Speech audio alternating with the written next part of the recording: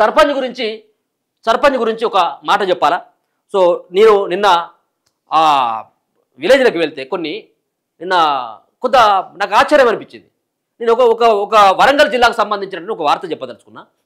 వరంగల్ జిల్లాలో వర్ధనపేట నియోజకవర్గం KR Nagaraju MLA ఆయనకు ఒక మంచి పోలీస్ ఆఫీసర్ కూడా పేరున్నది ఆయనకు. సో పోలీస్ ఆఫీసర్ అక్కడ ఎస్సీ రిజర్వ్లో భాగంగా ఆయన మొన్న పోటీ చేసిన కాంగ్రెస్ పార్టీ నుంచి గెలిచిండు. కాంగ్రెస్ పార్టీ నుంచి గెలిచిన తర్వాత నువ్వు ఇప్పటివరకు ఒక తట్టిన మట్టి కూడా పోయలేదు. నువ్వు ఎక్కడ కూడా తట్టిన మట్టి పోయలేదు.